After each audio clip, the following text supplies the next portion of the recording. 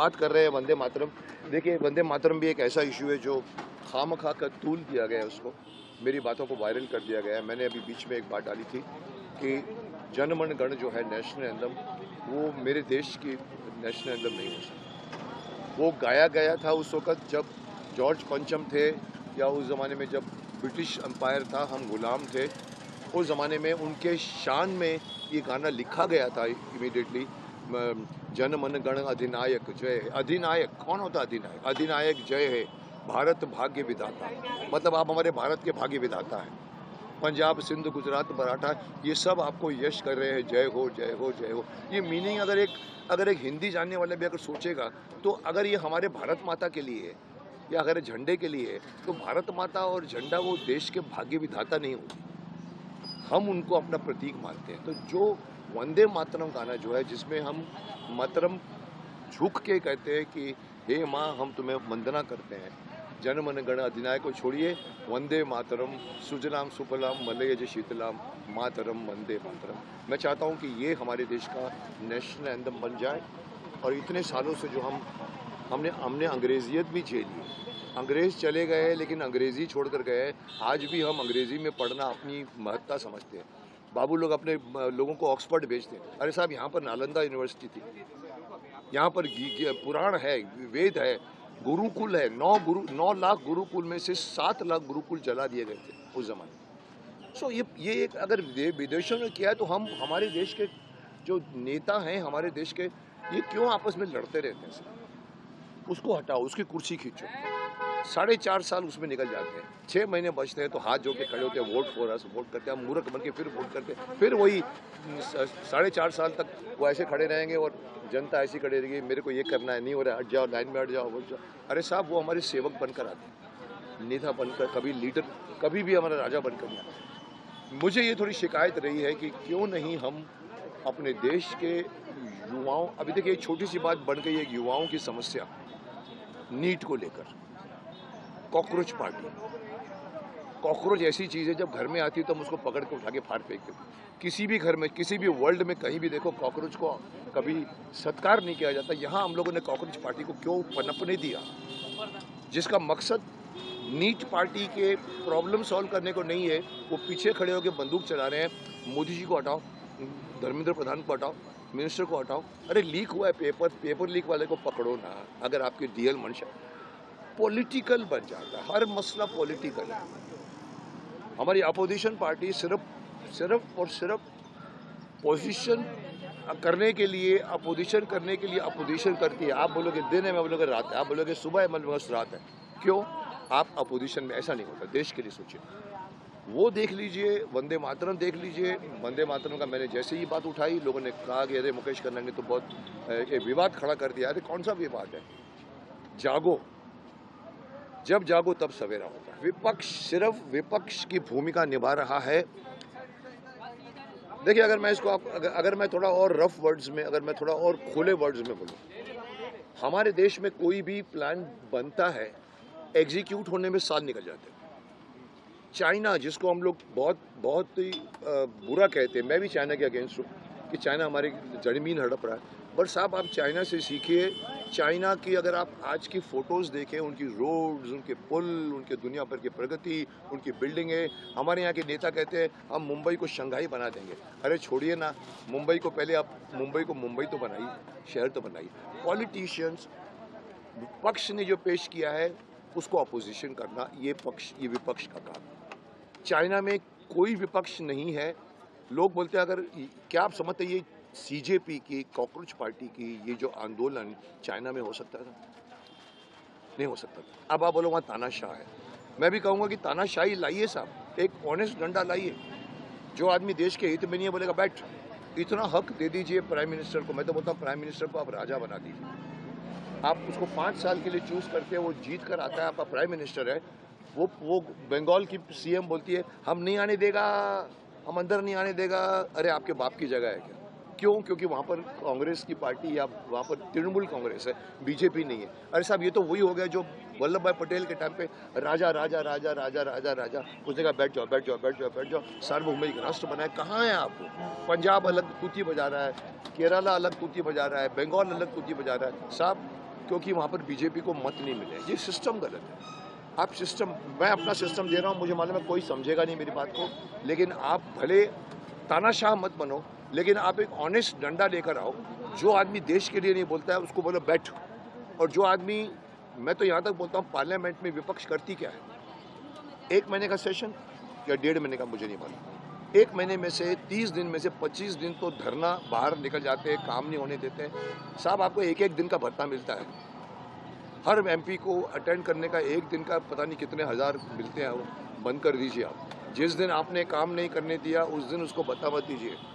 मैं तो यहाँ तक बोलूँगा कि जिसने अगर पार्लियामेंट को नहीं चढ़ने दी जाए उसकी सदस्यता निकाल दीजिए। आप हमारे लिए काम करने गए थे, आप अपनी बात मनाने के लिए, झगड़ा करने के लिए नहीं गए थे। सो विपक्ष अपनी जिम्मेदारी के हिसाब से अपनी भूमिका नहीं निभा, मुझे शिकायत। आपको अगर लगे कि अगर पक्ष, अगर मोदी जी, देखो मोदी जी के नाम से उनको पता नहीं क्या नफरत है, क्या है, मोदी जी को तो नहीं बैठने दूंगा। अरे तुम्हारे पास कौन सा नेता है मुझे बताओ ना, मोदी जी ने कुछ तो किया है? आज कौन सा प्राइम मिनिस्टर, नेहरू जी से लेकर, आप इंदिरा गांधी से लेकर, राजीव गांधी से लेकर, सोनिया गांधी से लेकर, मनमोहन सिंह से लेकर, नरसिम्हा राव से लेकर, आज तक आप लिस्ट निकालो, कौन सा प्राइम मिनिस्टर ऐसा है जो बाहर गया हो और अमेरिका के प्रेसिडेंट बाइडेन ने उसको पीछे से ऐसे किया हो, टर्न किया हो, गले मिला हो? सर ये मान मिला है हिंदुस्तान को, कहीं ना कहीं आपको वो समझना पड़ेगा कि वो दे रहा है। बड़े उसमें कौन सी कमियां हैं, कमियों की बात कीजिए, और सब कुछ ही कमियां नहीं, आप हटा दीजिए उसको। हटाने से क्या होगा यार? आज धर्मेंद्र प्रधान को हटाने से क्या होगा? एक पेपर लीक के मामले में अगर आप प्राइम मिनिस्टर को हटा दोगे तो प्रॉब्लम तो सॉल्व नहीं होगा। आप तो सिर्फ अपनी रोटी सेक रहे हो। अरे यार चलो किसानों का आंदोलन गर्म है, चलो किसानों के आंदोलन के पीछे बढ़ जाते हैं, खालिस्तान पीछे बढ़ जाता है। ये नीट आंदोलन गर्म है, चलो जाके पीछे बढ़ जाते हैं। राहुल गांधी जाके गुजरात में बैठ के छात्राओं के आंदोलन कर रहा है, कर क्या रहे हैं? मजाक बना रखा है। I am very much against people who don't work for country, they are only interested कि ये गद्दी हमको मिल जाए। अरे आप करने क्या वाले हो? आपके पास कौन सा नेता है बताइए? माफ़ करना, कांग्रेस के पास बहुत नेता थे, आज कांग्रेस के पास, मैं ओपनली बोलता हूँ, कौन सा नेता है? राहुल गांधी, सोनिया गांधी, जो खड़ी होकर बोलती है बंद करो बंद करो बंद करो, ओपनली कैमरे के सामने बोल रही है वंदे मातरम की, ये बंद करो बंद करो बंद करो। अरे क्या हिम्मत है आपकी? और उनको फिक्र नहीं है, दे आर नॉट बॉदर्ड। सिखाओ, एक रूल पास करो, जो देश के हित के लिए नहीं होगा पार्लियामेंट में उसको बैठने नहीं दिया जाएगा। शर्मिला टैगोर जी, कमेंट किया है कि एक धर्म के लोगों को, अगर जो एक धर्म को मानते हैं वो वंदे मातरम का 2 लाइन दो संजय का बाद में नहीं गाओ। क्या बताया कारण? कि जो एक ईश्वर को मानता है, एक गॉड को मानता है, वो हमारे देवी देवताओं को नहीं समझेगा। इसलिए आप क्या करो, ये जो बिगिनिंग के 2 स्टैंजा रखो, बाकी किसी को समझ में नहीं आएगा, और धर्म के लोगों को मिलाना चाहते हो। क्या बचकाना वाली बात है? इतनी अच्छी एक्ट्रेस, इतने अच्छा काम कर चुकी है, बंगाल में से निकली है, टैगोर फैमिली से निकली है, और वो ये नहीं समझती कि आपके बंगाल में काली माता, देवी माता की जितनी पूजा होती है पूरे देश भर में नहीं होती। तो हम क्या बोलेंगे कि वो अभी नवाब फैमिली में गई है तो क्या चेंज हो गई है? वो नवाब फैमिली में जाके धर्म चेंज कर दिया उसने। आज ये बातें, ये जो बात कर रहे हैं वो इररिस्पॉन्सिबल बात, वो सब हो सकता है अपना पक्ष कहने के टाइम पे कुछ आदमी मुझको भी पकड़ते हैं, अब उनको ट्रोल हो रही है, आप क्या बोलते, हो सकता है उसका मतलब कुछ और होगा, उनका मतलब कुछ और होगा कि बाकी के 4 अंतरे इनको समझ में नहीं आता। पर इनको समझ में नहीं आता है उसका कारण ये नहीं है, उनको ये नहीं है कि देवी देवता हमारे पास क्यों है, हमारे पास नहीं है, हम नहीं मानते। उनका ये है कि हम सिर्फ खुदा के सामने झुकते हैं, हम माता के सामने भी नहीं झुकते हैं, और हमारी परंपरा में माता पिता के सुबह उठ के पैर पड़ने पड़ते हैं। और उन्होंने शुरू से कहा कि हम ये नहीं गाएंगे, हम वंदे मातरम नहीं बोलेंगे, हम बोलेंगे हे माँ तुझे सलाम। सलाम बोलते हैं, आप वंदना नहीं कर सकते। आप उसको हिट करके बैठे हुए जो रहमान साहब का भी माफ़ करना, बाकी काफ़ी बातें बोल गए हैं, वो हमारे देश ने उसका मान दिया है, पर एंड में धर्म बीच में आ जाता है।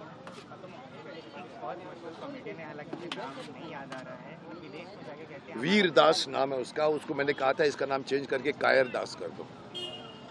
कैनेडी हॉल में जाके कहा था उसने, इंडिया हैज़ गॉट 2 इंडिया, सुबह देवी की पूजा होती है, रात को रेप होता है। अरे पकड़ के मारना चाहिए उसको। मैंने कहा था, मैंने उस वक्त कहा था, जो मैंने अभी समय रैना के बारे में कहा है वो समय रैना के लिए नहीं था, मैंने उसके लिए कहा था गधे पे बिठा के मुंह काला करके उसको देश भर में घुमाओ, बाहर की जाके मुल्क में जाकर हमारे देश के बारे में बोलते हो, जिसका खाते हो पीते हो, जिसने तुमको इतना बड़ा मान दिया है, वहाँ खड़े होकर बोलते हो मैं कैनेडी हॉल में आप लोगों के सामने बहुत अच्छा फील कर रहा हूँ, इतनी अच्छी क्राउड है, और फिर बात करता है साला मेरा देश ऐसा है। अरे मारना चाहिए।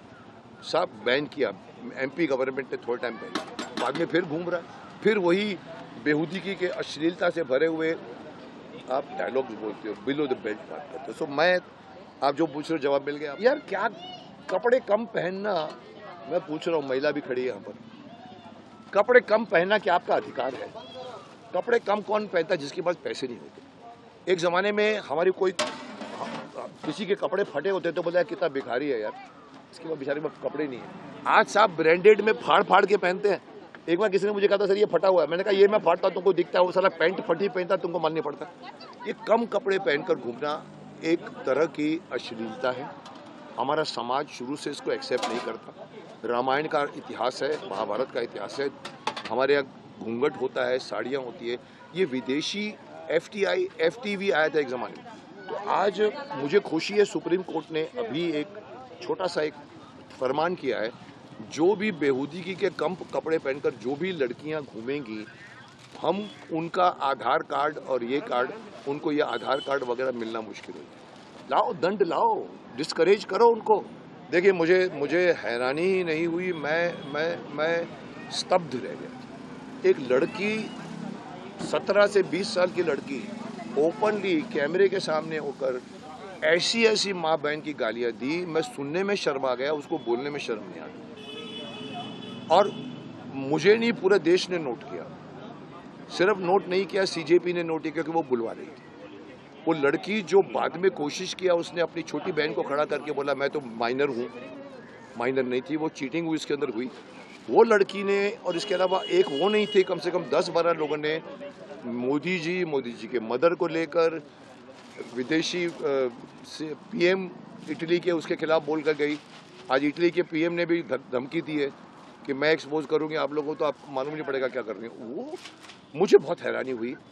मैं इतना बोलता हूँ, जो भी लड़का लड़की बोल के गया है, उनको लगा कैमरा मेरे पास है, पूरा हिंदुस्तान देख रहा है, बोला अरे ये तो ये कर देना चाहिए, अरे ये तो कर। उनको मालूम है जो बोल के गए उनके माथे पे लिखा गया।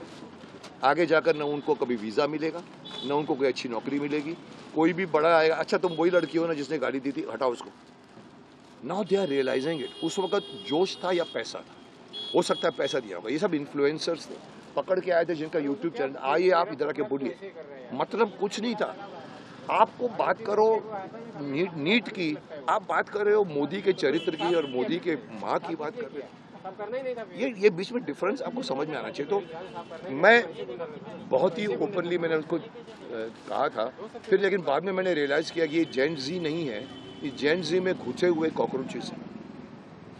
एक गंदी मछली तालाब को गंदा कर देती है। ये पीछे से देखो कोई भी स्कूल का स्टूडेंट, जैसे ये लड़का है या ये जब कॉलेज में पढ़ने वाले हैं, इनको बोलो तलवार लेकर तुम किसी का गला काटो, कभी नहीं करेंगे वो। नेपाल में किया गया, नेपाल में गर्दनें काटी गई हैं। वो गर्दन काटने वाले स्टूडेंट नहीं थे, पीछे आए हुए आतंकवाद, जो जिसको हम लोग बोलते हैं भीड़ में घुसा दो, मारो मारो पीटो, भीड़ होती है।